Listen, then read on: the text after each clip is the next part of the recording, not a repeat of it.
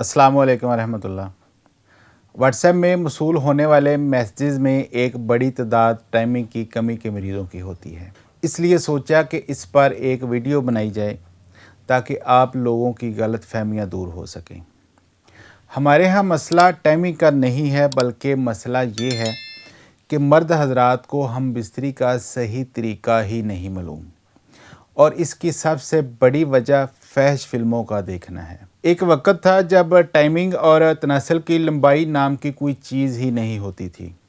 इज़दवाजी रिश्ते बहुत एहसन और ख़ूबसूरत तरीके से चल रहे थे।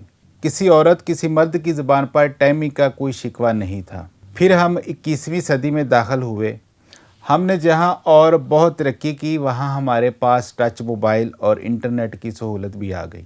कुछ लोगों ने इससे फ़ायदा उठाया, यानी इस टेक्नोलॉजी को अच्छे कामों के लिए इस्तेमाल किया, और कुछ नासमझों ने फहश मवाद देखकर खुद का बेड़ा गर्क करना शुरू कर लिया। ये बात यकीन से कही जा सकती है कि 80% नौजवान लड़के और लड़कियां दोनों जिनके पास अपना मोबाइल और इंटरनेट की सहूलत मौजूद है, उन्होंने पॉर्न फिल्में लाजमी देखी हैं। किसी ने कम तो किसी ने ज़्यादा। मैं कई वीडियोज़ में बता चुका हूँ कि नफ्स का बेड़ा गर्क तब होता है जब नौजवान पॉर्न देखकर मुश्तज़नी शुरू कर देता है, और जब इससे पता चलता है कि मेरे नफ्स की तो वाट लग चुकी है, तब वो फेसबुक पर आकर टोटके तलाश करने की कोशिश करता है। कभी कोई तिला लेकर इस्तेमाल कर लिया, तो कभी कोई नुस्खा बनाकर इस्तेमाल कर लिया। जब 2-3 साल की सख्त मेहनत से कुछ हासिल नहीं हुआ, तो फिर हकीमों से चुपके से इलाज करवाने की कोशिश करता है।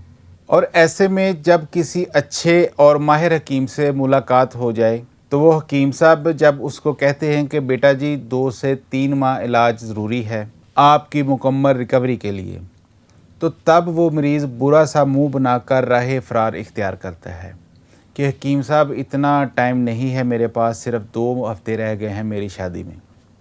मैं भी जब किसी को मेडिसिन बताऊं और कहूं कि 1 से 2 माह इस्तेमाल कर लें, तो आगे से कहा जाता है कि कोई ऐसी मेडिसिन बताएं जिससे 2-4 रोज़ में ही सारी खोई हुई ताकत वापस आ जाए। और जब ऐसा मरीज़ मुकम्मल फ़िटनेस के बगैर शादी करता है, तो मज़ीद इसकी वाट लग जाती है। वो ख़ुद तो डिप्रेशन का शिकार हो ही जाता है, इसके साथ साथ वो अपनी शरीके हयात पर भी जुल्म करता है। तो मेरे अज़ीज़ भाइयों, दोस्तों, टाइमिंग और साइज़ बढ़ाने की सारी बहस तब से शुरू हुई है जब से पॉर्न फिल्में आम हुई हैं।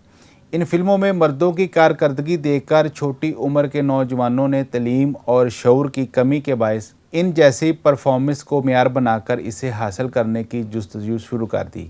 एक बात मैं यहाँ वाज़े कर दूँ कि जो चीज़ हम फिल्मों या ड्रामों में देखते हैं, वो अपनी रोज़मर्रा ज़िंदगी पर अप्लाई नहीं कर सकते।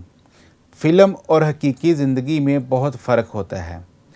फिल्मों में रीटेक और एडिटिंग होती है, जबकि रियल लाइफ में ऐसा कुछ नहीं होता।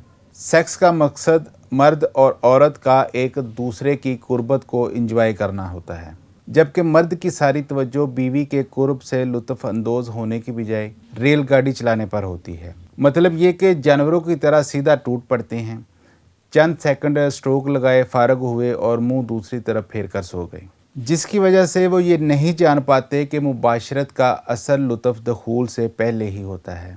और अगर प्यार से फोर प्ले किया जाए तो औरतों के इंजाल होने का दुरानिया चंद मिनट तक आ जाता है।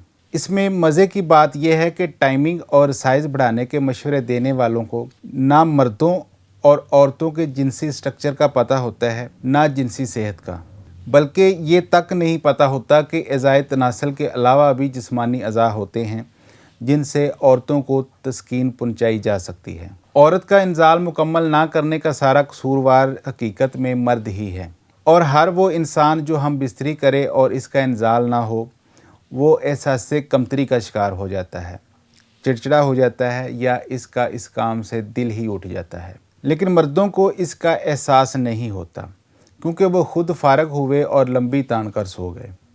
इसका साथी किस अज़ियत से गुज़रता है, वो ये कभी समझ ही नहीं पाते।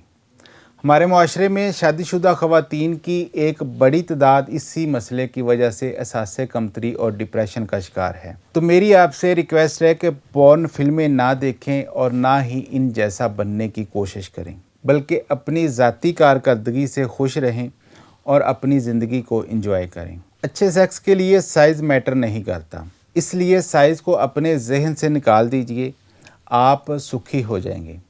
دوسرا، اگر ٹائمنگ کا مسئلہ ہے تو اچھی خوراک کا استعمال کریں اور ایکسرسائز کو اپنی زندگی کا معمول بنا لیں۔ اگر زیادہ مسئلہ ہے تو اپنا علاج کروائیں۔ بلا وجہ احساس کمتری کا شکار ہو کر دوائیاں کھانے سے گریز کریں۔ امید کرتا ہوں آج کی اس ویڈیو سے کافی کچھ سیکھنے کو ملا ہوگا۔ اپنا بہت سارا خیال رکھیے گا۔ اللہ حافظ۔